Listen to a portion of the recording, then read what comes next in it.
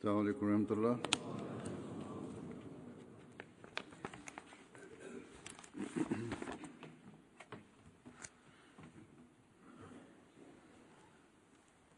أشهد أن لا إله إلا الله وحده لا شريك له وأشهد أن محمدًا عبده ورسوله أما بعد فأعوذ بالله من الشيطان الرجيم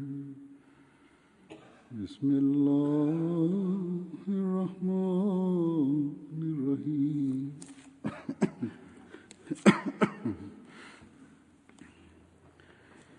الحمد لله رب العالمين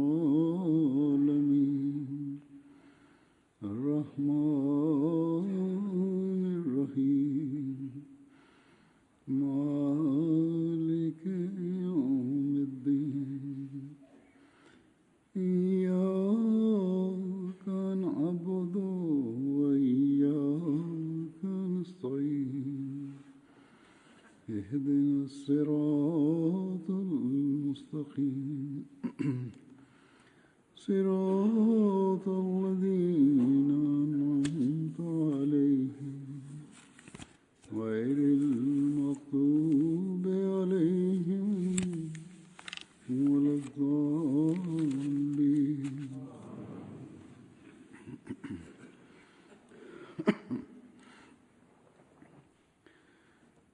गुज़श्ता कुछ अरसे में बाज़ जुम्मों के खुतबात में For the last few Friday sermons, I have been relating stories and folklore that have a moral or lesson to them.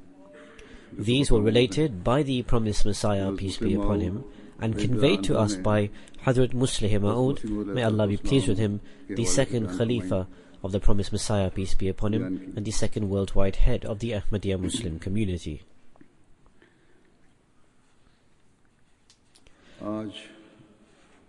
As I was selecting the stories to relate for today, I realized that these ancient fables and tales from the Indo-Pak subcontinent have survived until now by virtue of the promised Messiah alayhi salatu wassalam, on whom be peace.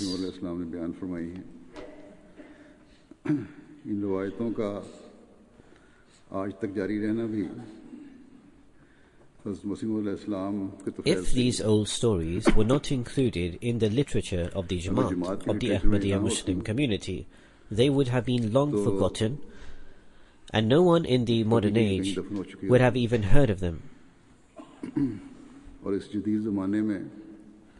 Further, these tales of antiquity are today translated into several languages through Friday sermon translations. Anyhow, as I mentioned, I was looking over these, and I will relate some of them today.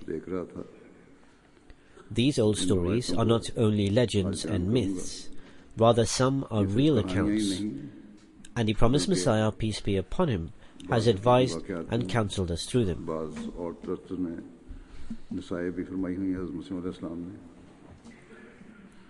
In some cases, the promised Messiah, peace be upon him, directs our attention towards specific issues which on the surface appear to be humorous. Yet the promised Messiah, peace be upon him, extracts lessons out of the humor that help in our reformation. I shall present one such story that appears to be just an amusing anecdote. Hazrat Muslih Ma'ud, may Allah be pleased with him, states, the promised Messiah, peace be upon him, would give the example of a female gardener and say, she had two daughters. One was married into a family of potters, and the other daughter was married into a family of gardeners. Whenever it was cloudy, the woman would scamper around hysterical. People would ask, what is the matter? To which she would reply, I don't have one daughter. So why was this so? It was because if it rained, the livelihood of the family of potters one of the daughters was married into would be ruined, and the daughter would not be able to stay. And if it did not rain, the livelihood of the family of gardeners would be wrecked, as the lack of precipitation would prevent the vegetables and other crops from growing. Thus the daughter married into them would not be able to remain. In short, if it rained, the pots of the potter would be ruined, and if it did not rain, the gardener's vegetables would suffer. And so this appears to be a light-hearted and trivial anecdote. But the promised Messiah, peace be upon him, has connected this to the following and says, two individuals from Qadian had a disagreement or dispute. Their friends tried to reason with them, but they both insisted they would take the matter to the British courts to seek a verdict. So, they both filed lawsuits against one another in the civil courts.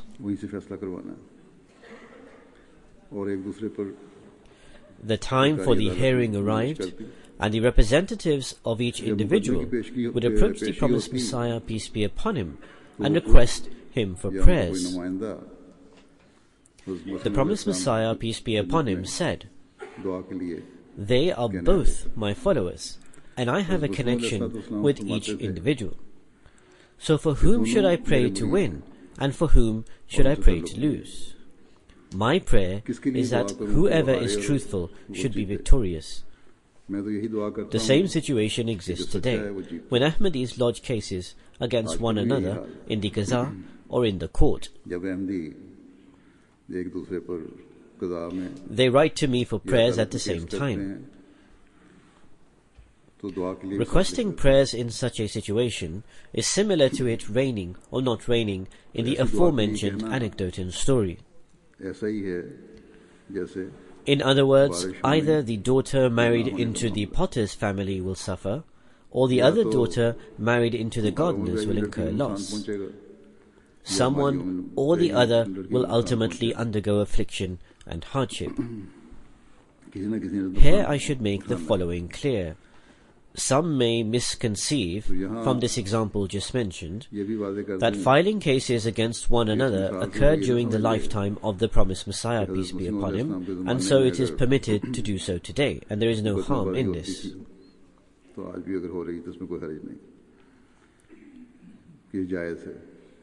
Now, indeed, this may be permitted for one to use the courts to seek justice. However, if disputes can be resolved among one another through discussions, through the help of friends or an intermediary, then we should not go to the courts, nor should stubbornness be exhibited in such a case.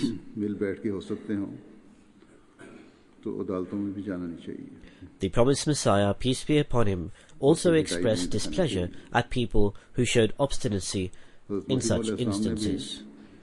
Thus, to persist stubbornly is not a good trait, and one should avoid displaying such an attitude. One should also avoid putting the Imam into difficulty by requesting prayers from him against one another. If both individuals requesting prayers are Ahmadis, then whom should the Imam pray or not pray for? And I pray in the same way as the promised Messiah, peace be upon him, said, that he prays to Allah the Almighty for the one who is in the right to be given his due.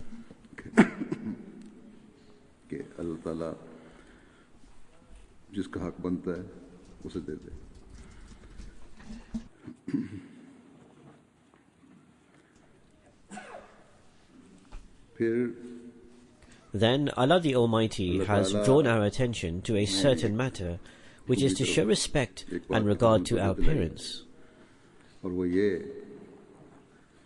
Except if in matters of religion and the commands of Allah your parents tell you to disobey, you should obey your parents in everything and fulfill the rights owed to them.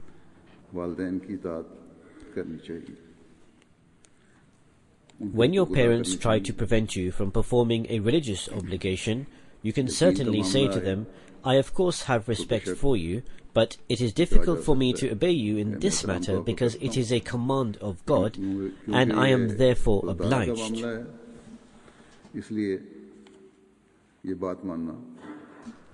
Hazrat Muslih Ma'ud, may Allah be pleased with him, says, "It is the duty of every person to treat their parents with kindness and to not disobey them in anything they ask. Yet, many among the youth do not display appropriate respect to their parents, nor do they care for their rights properly. In fact, if any of the children obtain a well-placed job or employment, they feel embarrassed to meet their poor or impoverished parents. The promised Messiah, peace be upon him, would say, a Hindu endured immense hardship and suffering to arrange for his son to study BA and then MA degrees, bachelor's and master's degrees. Their son, after acquiring this education, entered the civil service and attained the rank of a deputy. To be a deputy was a huge honor in those times, whereas today it does not hold much value. One day, his father thought to himself, "Now that my son has become a deputy, I should really go and meet him." So when the father arrived, his son was sitting in a meeting, and the meeting included lawyers, barristers, and also some others. The father seated himself to one side, wearing his grimy dhoti, that is a traditional men's garment worn in the Indian subcontinent, whilst the meeting and discussions ensued. This man, deciding to sit near to them, annoyed someone among the meeting participants, who said, "Who is this person sitting in our meeting?" The deputy cut a sorry figure hearing this, and to save himself from embarrassment, said, "This is the attendant, the one who is responsible for serving the food." Hearing his son say this, the father fumed in anger. Rearranging his chadar, his loose garment, he said, "Sir, I am not his attendant, I am his mother's attendant." The others in the meeting relentlessly cursed the deputy when they found out the man was his father, and said if they had known beforehand, they would have shown appropriate respect and decorum, and seated him honorably. Anyhow, we find similar examples where people become embarrassed meeting their poorer relatives, whether it is their own father or some other relation, and they do so to prevent damage to their high-ranking positions and jobs. As such, one desists from respecting their own mother and father as well as their other relatives, let alone helping to increase the reputation of one's parents' names. They cause it to be defamed and stained.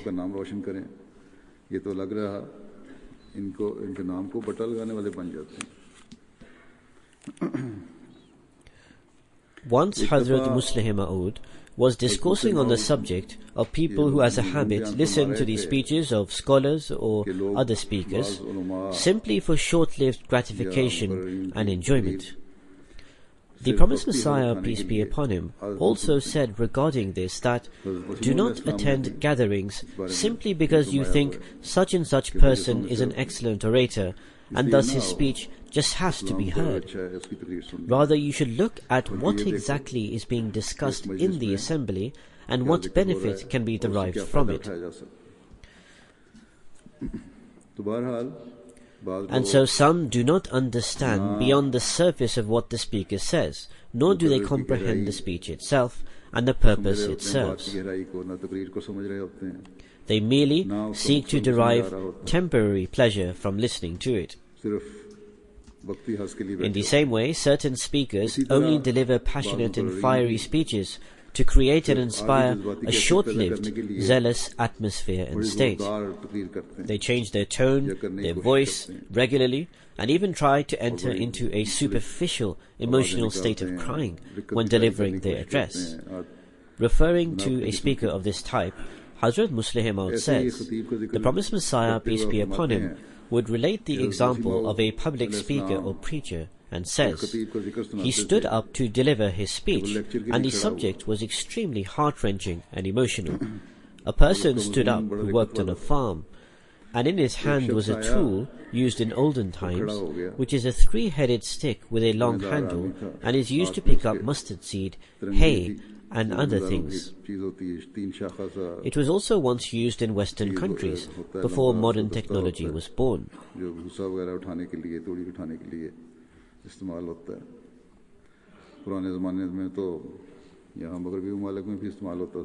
Anyhow, this person who had come from his village stood up to listen to the speech.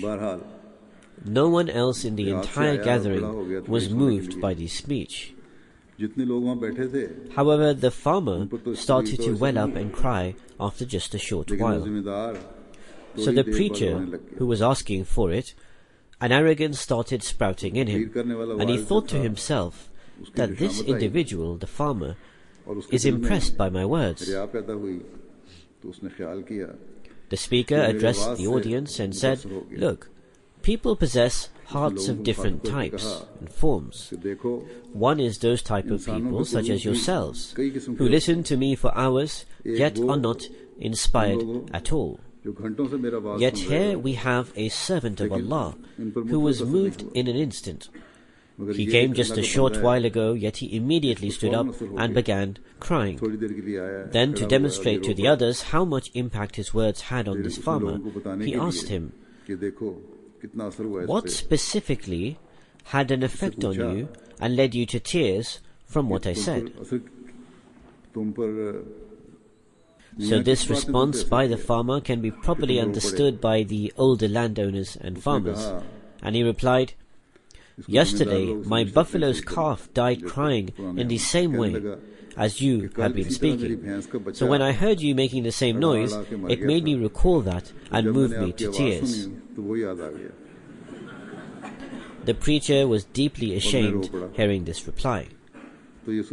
And so the preacher most certainly had stirred the farmer's emotions, but it was because of the preacher's fiery voice, his attempts to sound emotional, and the strange sounds and tones that he would create from his throat while delivering his speech.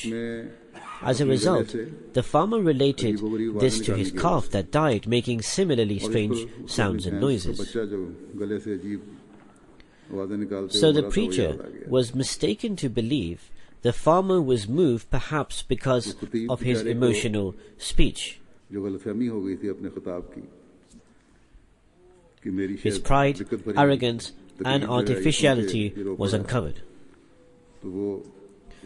If you hear the Maulvis who preach against us, you will observe how they excrete the exact same type of noises and sounds in their speeches.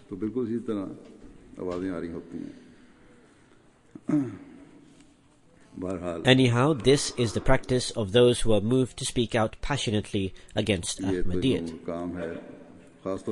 Those who live in Pakistan or who come from there are familiar with this and would have heard speeches of this type being delivered.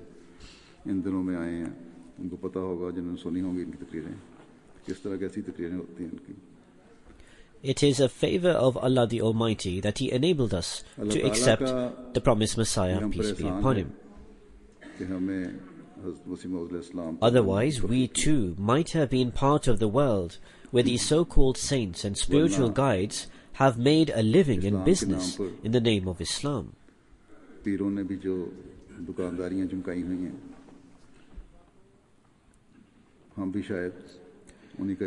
These apparent saints and spiritual guides claim they are very spiritual, and all their needs are fulfilled through their prayers.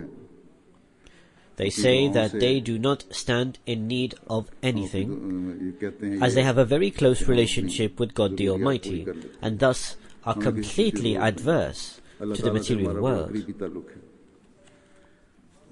However, how do such people act in practice? The promised Messiah, alayhi salam, peace be upon him, explains this with reference to a person and says, he presumed himself to be at a very exalted spiritual rank. Once he went to one of his followers and demanded his tax. That is, normally these followers go and give presents and offerings themselves to the saints. So the follower said, "We have nothing, forgive us in this instance." The saint quarrelled and argued for some time. Ultimately, the saint forced him to sell something, and only got off his back when he had the money to take away. So there are such weak and impure people who make huge claims of being at a lofty spiritual status, yet they act otherwise. This is not something that occurred only in the olden times. Today, such so-called saints still exist in Pakistan and also in some other countries. The Holy Quran has covered all branches of knowledge and understanding. It is our fault if we do not comprehend the finer details of the knowledge in the Holy Quran due to our lack of understanding and knowledge and due to not pondering closely over it. Hazrat Muslih Maud says, I remember once the promised Messiah, peace be upon him, said, all principles of medicine have been outlined in the Holy Quran. The cure to all illnesses in the world are also contained in the Holy Quran. Hazrat Muslih Maud says, it is possible I did not have the opportunity to reflect on the Holy Quran in this light, and perhaps my knowledge has not developed to that degree. Regardless, with all my knowledge and insight, combined with the experience of our elders, I can say with confidence that we do not need to go beyond the Holy Quran for anything. Thus, we should reflect and ponder over the Holy Quran. We should study the commentaries of the promised Messiah, peace be upon him, and also the commentary written by Hazrat Muslih Maud. We should also read the explanations on certain verses given by the Khulafa. We should study the Holy Quran ourselves and endeavor to extract points of knowledge and understanding from it.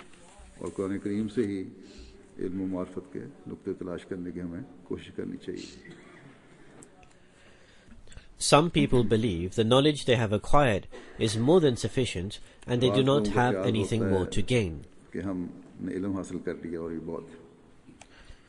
They think they do not require any more experience and they feel there is no point of getting advice or consultation from any other person.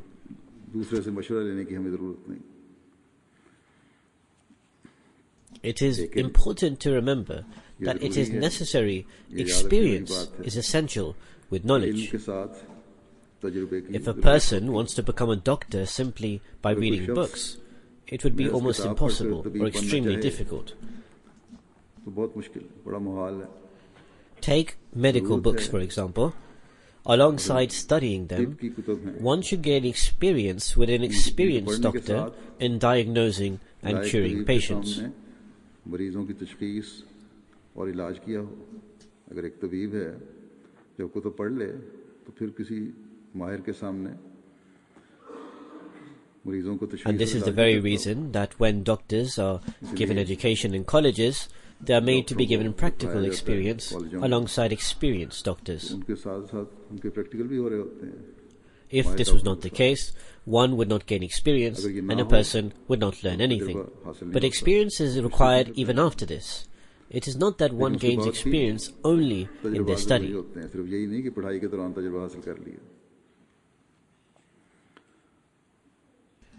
And so a doctor's knowledge will only be complete when he puts it into practice. Without practical experience, knowledge is not beneficial. The promised Messiah, peace be upon him, would relate with regards to this knowledge and experience that there was a physician who was extremely well versed. He was deeply knowledgeable and had studied extremely thoroughly and was very well read in the field of medicine. He heard of the fame of Maharaja Ranjit Singh and reached to the Maharaja's court that perhaps it would give him success and prosperity. The Vizier of Ranjit Singh was a Muslim and this doctor met him. He recommended him to the Maharaja Ranjit Singh. So the physician or doctor met this Muslim Vizier and asked that he is recommended to the Maharaja. The Vizier thought, if this doctor gains influence, perhaps I will be demoted, and that to not recommend him would be against etiquette. He also could gauge from the discussions with the doctor that he did not have any practical experience, but he did have deep knowledge.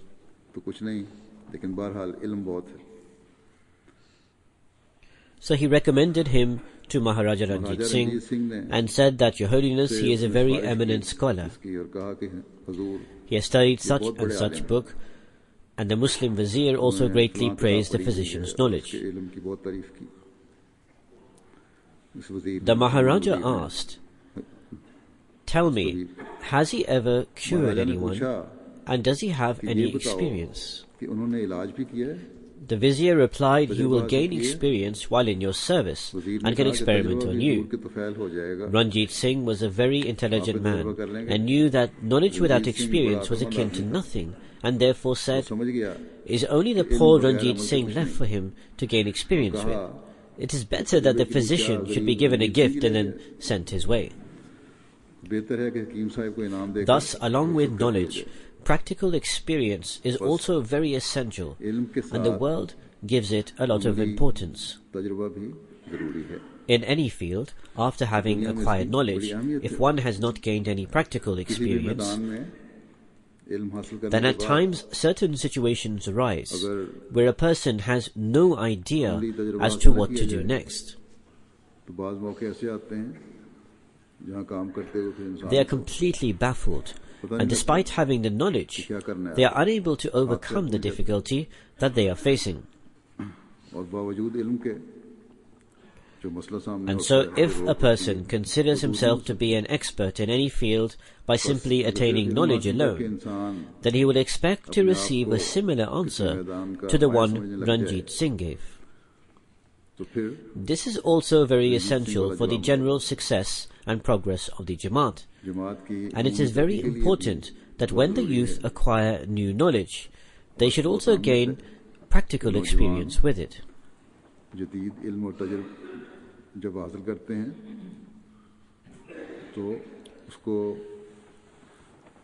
They should link their knowledge with the relevant expertise and then use that knowledge for the development of the Jamaat, the Ahmadiyya community. People can give a lot of advice as to what kind of technology to use. At times, knowledge alone is enough, but there are certain issues which have to be resolved, or certain hurdles are faced which require attention, and the experienced people can help and give advice on that.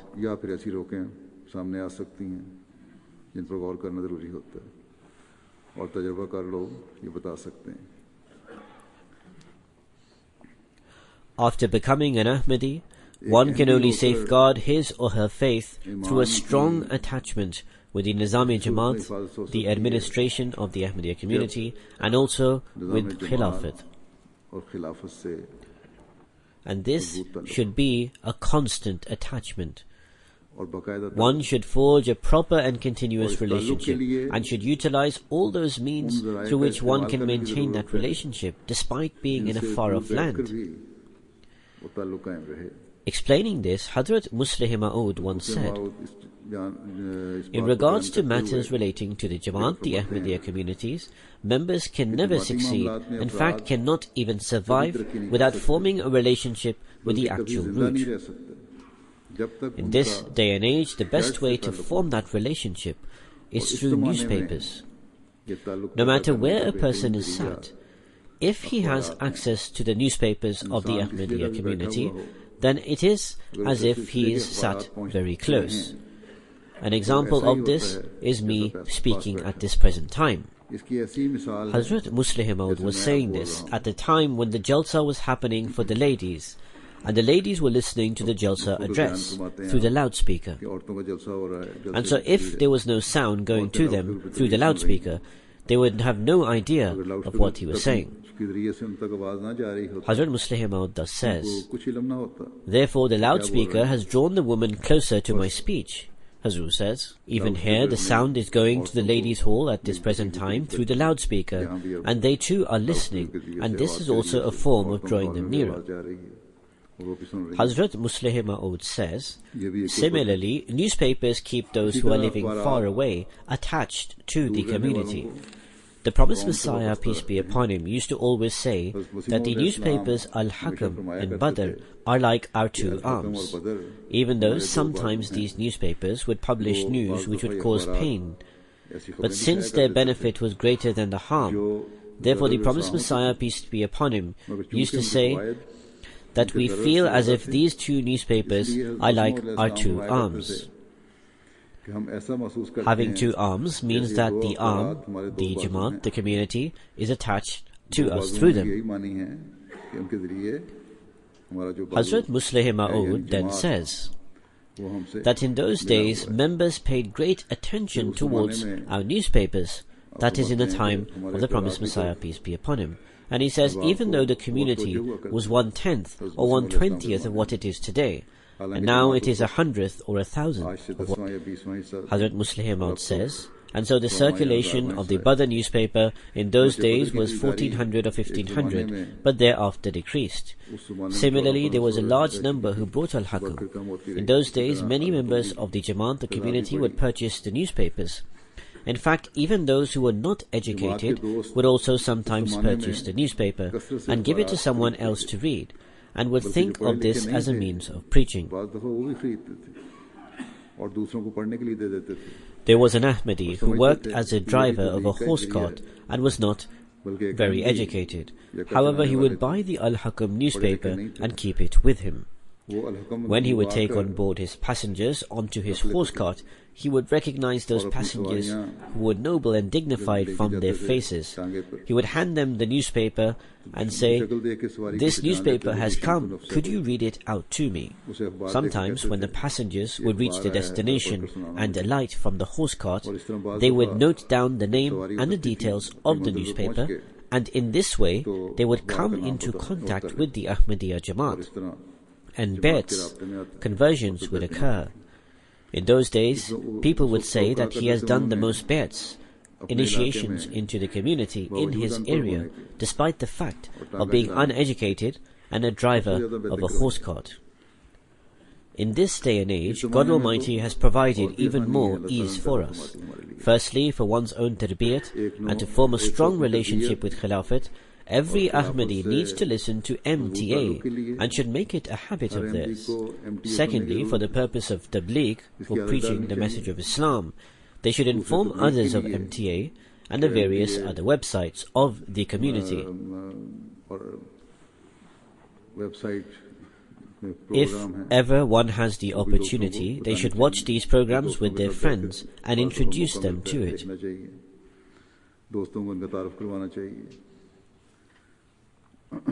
Even now I receive many letters from people stating that since they began listening to the Friday sermon, at least regularly on MTA, they are becoming more and more strongly attached to the Jamaat, the Ahmadiyya community. And they say that they are growing strong in their faith. Therefore today MTA and similarly Al-Islam, which is the community's website, are very good means, and also very good means to propagate the message of the promised Messiah, peace be upon him, and also a means of the tarbiyat, of the training of every Ahmadi, and attaching them to Khilafat and the community. Thus, it is the duty of every Ahmadi to try and attach themselves to it. Some people have the thought to bring about a reformation in themselves, and also to adhere to the commandments of Islam, particularly in regards to offering salat, and desire to become regular in this salat. However, they go into the company of those who are negligent, and as a result, they too become negligent despite having the desire. They become affected subconsciously. Therefore, when choosing company, one should choose those people who are good in faith and regular in offering their salat.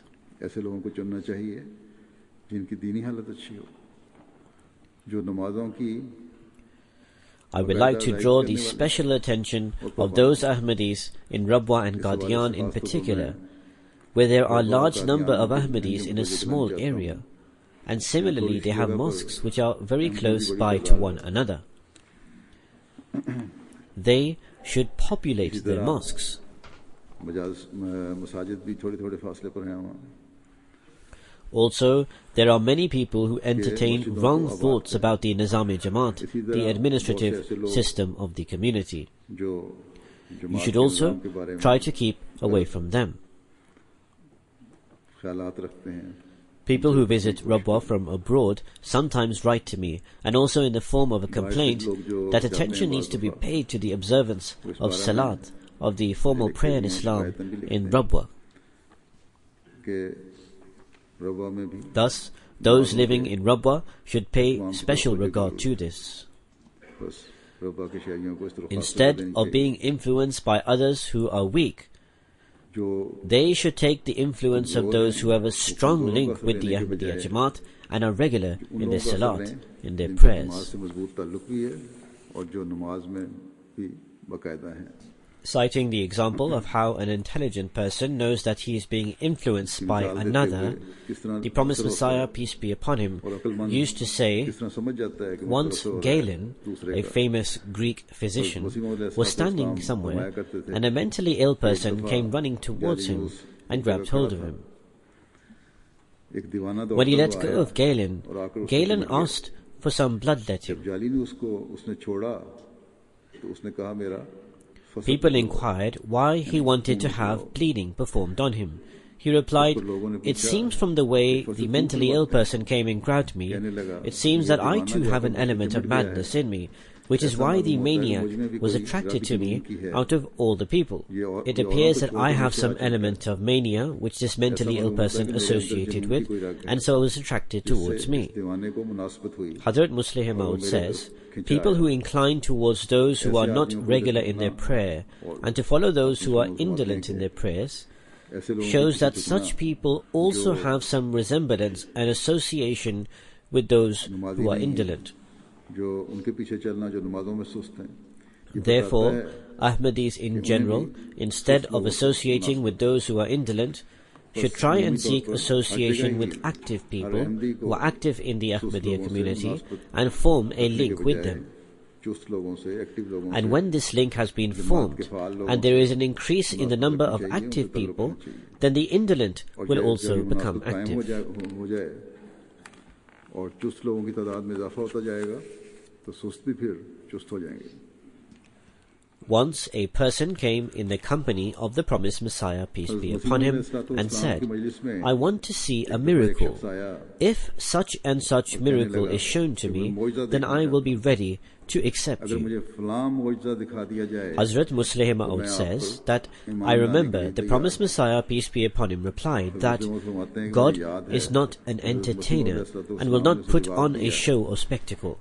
In fact, every action of his is replete with wisdom. Tell me, what benefit have you derived from the miracles that were shown earlier, that now you are in need of a new miracle to be shown?" दिखाए गए थे उनसे आपने क्या However, फायदा it is the weakness within the human nature that dislikes this.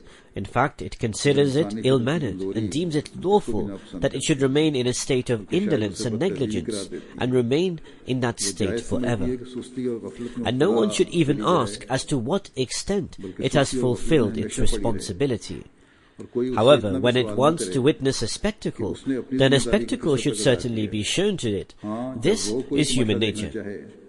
उस वक्त वो तमाशा जरूर दिखा दिया जाए. This has always been the habit of people who are stubborn. When they do not want to accept, they follow in the footsteps of Satan. Similar demands were put before all of the messengers, to the extent that those who did not believe in the Holy Prophet sallallahu alaihi wasallam also made similar demands. ताकि यहाँ हज़रत For instance, to build a house made of gold, or to show a sign of going into the heavens, or not just that, but to also bring down a book from heaven, and they would make similar other frivolous demands and allegations. God Almighty does not give any importance to these frivolous demands, and nor does His prophets. There are countless signs, and they are sufficient enough for those who are pious. बेशुमार निशानात हैं, अगर मानना हो तो नेक फितरतों के लिए वही काफ़ी होते हैं.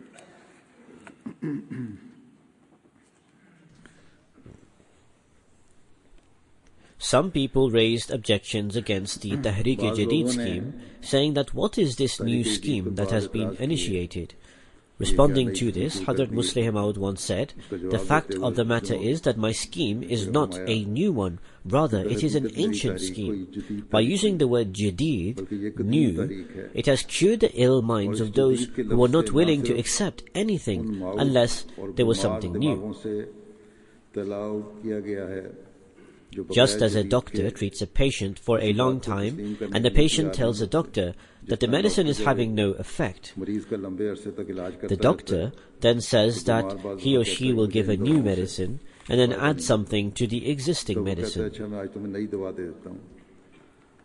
For example, Hazrat Musleh Maud gave the example from those days that by adding tincture cardamom, it makes the medicine smell pleasant, and the patient thinks that he has been given something new.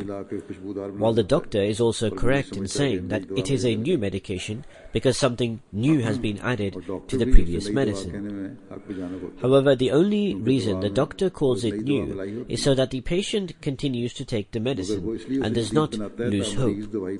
Once, an elderly lady came to the Promised Messiah, peace be upon him, who was suffering from a long bout of malaria. The Promised Messiah, peace be upon him, advised her to take quinine. She replied, "Quinine? If I take a quarter of a quinine tablet, I suffer from a week-long fever." The Promised Messiah, peace be upon him, realized that she was not prepared to take quinine.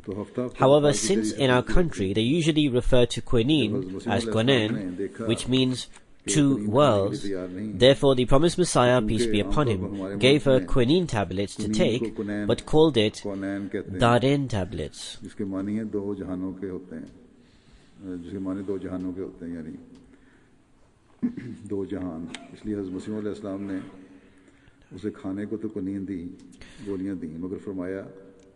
Quinen and Darin both have the same connotation, meaning two worlds. However, the Promised Messiah, peace be upon him, did not say that these tablets are not quinen. He simply gave it a new name. She only had eaten 2-3 tablets and came back and said that the medicine had cooled her down, and she asked for more tablets. Initially, she said that even if she had half or a quarter of the medicine, she would suffer from high temperature and fever, but by simply changing the name, it cooled her fever down. Hazrat Musleh Maud says, "Just like the Promised Messiah, peace be upon him, I have also given the old scheme a new name, but some people begin to say that it is a new scheme. Those people who were sincere and desired to progress in their spirituality heard a new name for the scheme and said, 'This is something new. Come and let's benefit from it.' However, those who had hypocritical tendencies in them thought it to be something new and started saying they are creating new things and moving away from the practice of the Holy Prophet ﷺ and the Promised Messiah, peace be upon him. They did not try to understand it and nor derive any benefit from it. Thus, this is a law which has been present since the time of Adam till now, that whenever Satan seeks to attack you, you have to come up with new strategies in order to defend yourself. Therefore, whenever a new scheme or strategy is launched, in order to defend against the attack of Satan and to increase the progress and advancement of the Jamaat, the Ahmadiyya community, it is in fact to fulfill the same objectives for which the Prophets came for which the Holy Prophet ﷺ came, and also in this day and age, his ardent devotee, the Promised Messiah, peace be upon him, came for. In order to achieve any goal, and for the overall progress of the Ahmadiyya community, the responsible individuals need to make a continuous and concerted effort, whether it is in tarbiyat, in training work, or in any other task. Hazrat Musleh Maud says, in the time of the Promised Messiah, peace be upon him, there was a beggar who would often sit outside the room which was previously the accounts office. When he would see someone approaching from the Ahmadiyya Chowk or crossing, he would ask for 1 rupee. As the person would gradually come closer, he would ask for an 8 paisa. As the person got more close, he would ask for 4 paisa. and then ask for 2 anna, which is 1/16th of a rupee, or even less. When the person would walk past him and begin to walk away from him, he would ask for just 1 anna. When he would walk even further away, he would ask simply for 1 paisa. And as he continued to walk further away, he would ask just for a dela, which is even less in value. When the person would reach the corner to turn into the Aqsa Mosque, he would say, "Just give me a pakoda," which is a subcontinent snack. And when he would see that the person has reached the corner and is about to turn, he would say, "Just give me some spices." He would start from 1 rupee and end up asking for just some spice. Similarly, those working in the Jamaat should have a similar mindset, that they should try and at least obtain something. If to start off with, you only focus on 1 person, then the next time there will be 2, after that there will be 4, and gradually it will increase. Hence, just do the work and witness the result. If worldly affairs do not come to be futile, then how can one think that moral and spiritual affairs can prove futile? However, those who have ill intentions, they say, "We do work, but the outcome is in the hands of Allah the Almighty." By saying that the outcome is in the hands of Allah the Almighty, they are trying to say that we gave it our best, but Allah the Almighty expressed animosity towards us. It is such foolishness and stupidity to say such a thing. They ascribe their weaknesses and shortcomings towards Allah the Almighty. It is the law of Allah the Almighty that there is an outcome of anything we do. However, the basis of a good or bad outcome is dependent on our actions. If someone has labored for 1/10 of a portion of work, then it is the law of nature that the outcome will be 1/10. Now, this 1/10 result does not mean that this portion was due to the law of nature of Allah the Almighty. Despite the fact that he had worked hard, the law of nature does not waste someone's efforts. However, a mischievous soul says that I had fulfilled my obligation. However, Allah the Almighty did not fulfill his obligation, and he forgot. What could be greater disbelief than this? Hence, as far as it is a matter of hard work and effort, the results are under our control. And if the outcome is not good, then think that there is a flaw in our efforts. We should try that the results of every effort are observed in a specified manner. And until these results are observed, we should not rest. Some people write that we worshipped greatly and we prayed profusely, but we were not able to accomplish our goals. Our prayers were not accepted. They should also understand that either they did not reach the goal where they should be, or that although they set their goal, they took the wrong path towards achieving it. Therefore, a person who prays should ponder over this, that the path should be right and correct, and that hard work is also required and is necessary. The promised Messiah, peace be upon him, used to say that when a chemist fails, he says there was a lack of 1 flame, whereas there is no room for hope in chemistry. There is a lot of hope in increasing the relationship with God and attaining his nearness. However, the chemist whose entire life is spent being watchful of a flame, and despite facing failure every time, he does not get frustrated or disappointed. However, when a person who wants to attain nearness to God Almighty fails, he does not point out the defect in his way of action. Rather, he becomes disappointed with God the Almighty, and he relieves himself of all efforts. Hence, the chemist attributes a mistake to himself and considers the thought of making gold a reality. However, a person who strives to find God attributes his mistake towards God and he abandons him.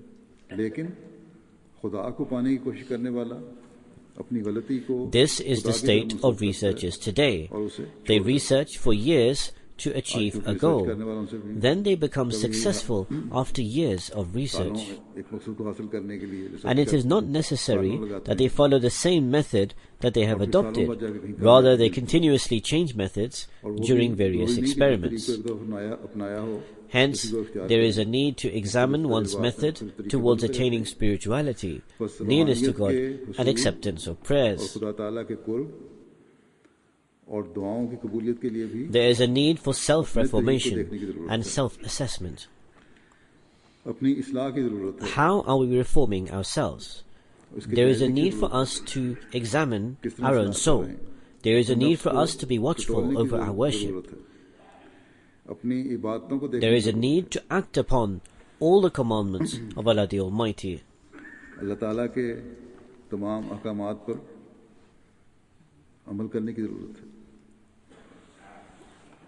There is a need to examine all our deeds. What kind of deeds do we perform? There is a need for correction in thinking and wisdom. When God the Almighty said that I am near my servants and listen to their prayers, and then if He does not come near, prayers are not heard, then somewhere there is a lack in our efforts and our state and condition.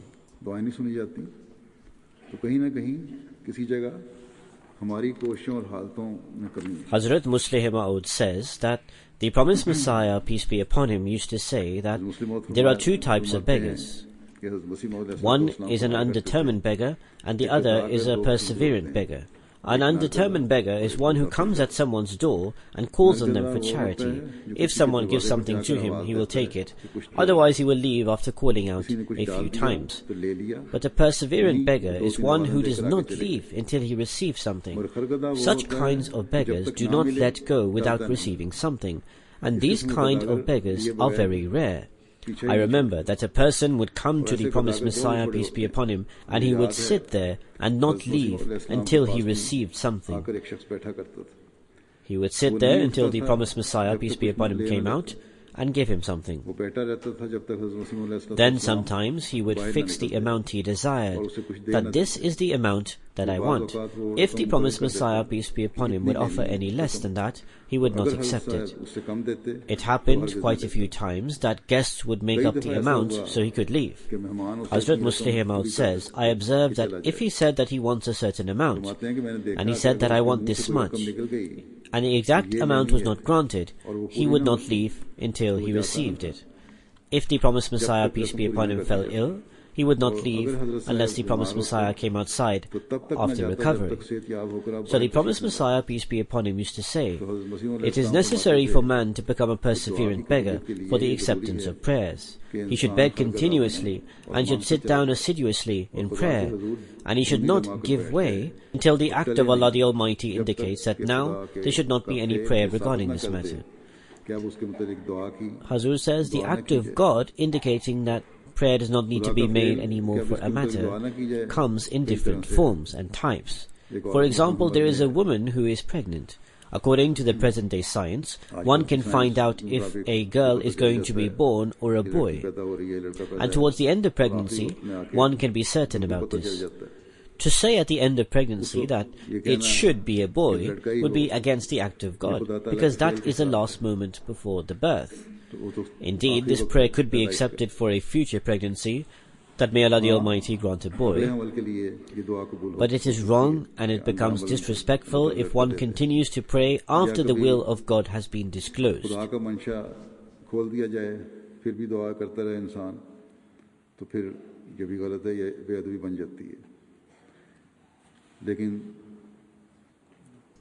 However, it should be kept in mind that one should never abandon human efforts in planning.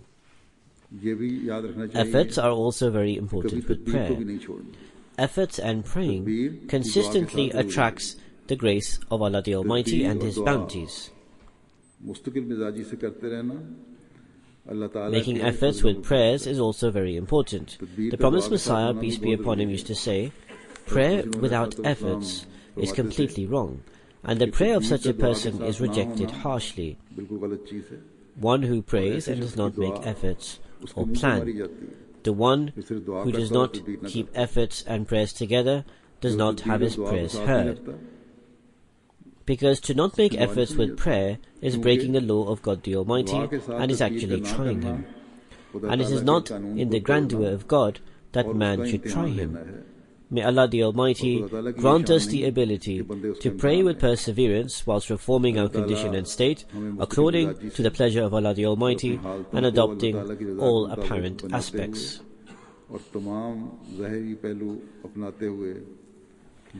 After the prayers, I will lead a funeral prayer of a shaheed, of a martyr. It is of respected Qamar Zia Sahib, son of respected Muhammad Ali Sahib, of Kot Abdul Malik district, Shekhupura. He was martyred on the 1st of March 2016 at approximately 1:30 p.m. in the afternoon outside his house. He was stabbed by knives and he was martyred. Inna lillahi wa inna ilayhi raji'un.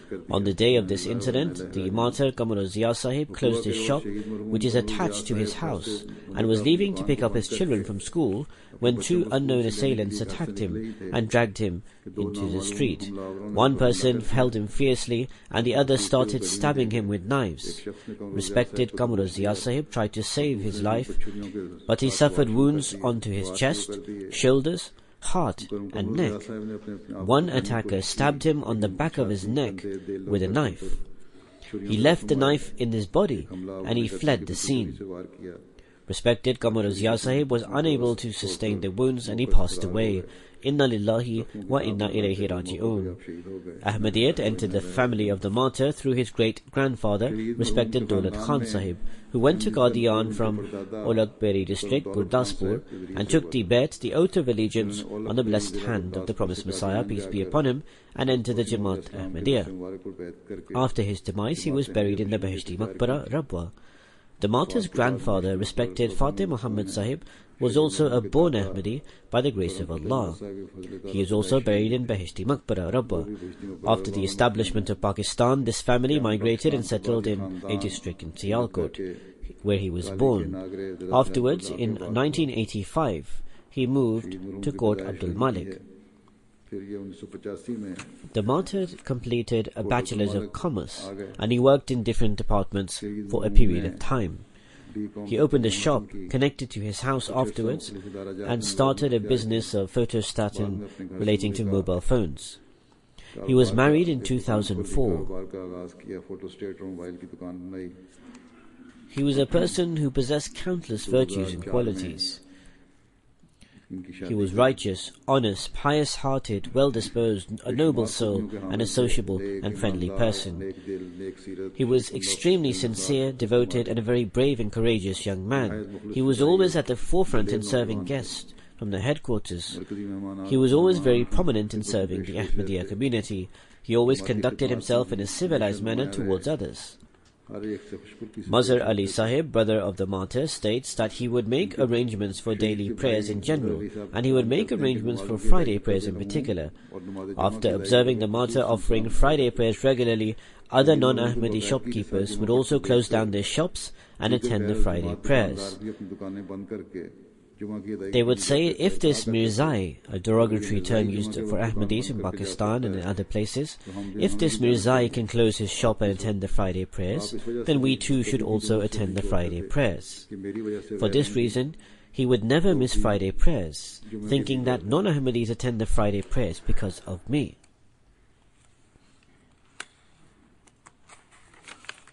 His wife said that for the past month there was a visible change in the martyr's conduct. He would take care of me more than before. He would not mind anything harsh being said to him. The martyr was a Musi by the grace of Allah the Almighty. He was currently serving as the secretary of Islah Ishad. Apart from this, he had served in various capacities. Before that, he was able to serve under various Jamaat offices. He used to participate actively in all the activities of the Ahmadiyya Jamaat. The martyr was facing opposition due to being an Ahmadi. Written applications were also submitted to the police and the local administration. On the 14th of August 2012, a mob of almost 500 people gathered in front of respected Qamar Zia Sahib's house under the supervision of the police. Under the pressure of opponents, one police officer stood over the counter of the shop and took the photos down. And he, the police officer, erased the Quranic verse, Wallahu khairur raziqeen, that Allah is the best provider, and he also removed the Islamic creed. with blank paint. Afterwards they crushed the writings, Alayhisallah bikafin abdahu, is Allah not sufficient for his servant, and mashallah, with the will of Allah, attached to his house with a chisel hammer. Afterwards there was a small plank which had the name of Qamar Zia Sahib's father, Muhammad Ali, which was outside the house, and they crushed the name Muhammad written on this plank with the chisel hammer. This is the state of these people. What can one do but say Inna Lillah at this? Similarly, on the 26th of January 2014, a mob of 40 to 50 clerics dragged him out from his shop. In addition to targeting him with violence, they've disrespected the photo of the promised Messiah and used abusive language. During this, the police arrived at the scene and took Qamar Zia Sahib to the police station, but the matter was dismissed without any action against the opponents. So these are the circumstances of the opposition against Ahmadiyyat. So the martyr would continuously receive threats, and because of this he was considering moving abroad. However, Allah the Almighty granted him the status of martyrdom and called him towards himself. Other than 2 brothers and 2 sisters, the martyr has left behind his father, respected Muhammad Ali Sahib, his wife, Ruby Qamar Sahiba, and 3 children. Huzaifa Ahmed, 10 years old, a daughter Amatul Madin, 7 years old, and another daughter Amatul Hadi, 4 years old. May Allah the Almighty elevate the status of our martyred brother, and may He grant continuous elevation of his status in the heavens of His pleasure and acceptance, and may He grant him with the favours of the heavens constantly, and may Allah the Almighty grant him a place amongst His loved ones.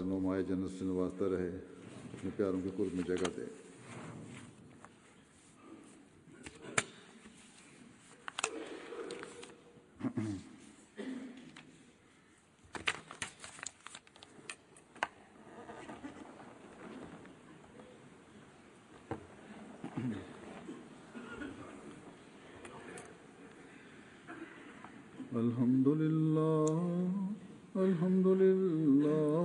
nahmaduhu wa nasta'inuhu wa nastaghfiruhu wa nu'minu bihi wa natawakkalu alayhi wa na'udhu billahi min shururi anfusina wa min sayyiati a'malina.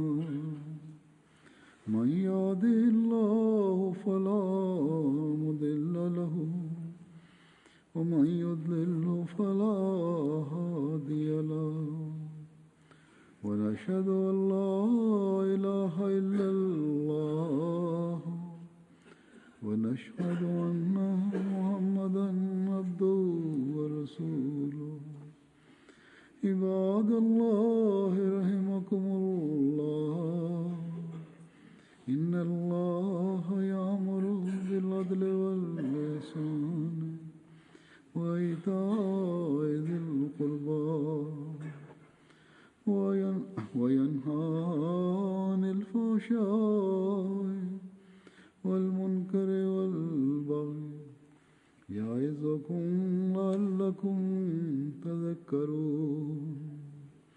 اذكروا الله يذكركم وادعوه يستجب لكم ولذكر الله أكبر.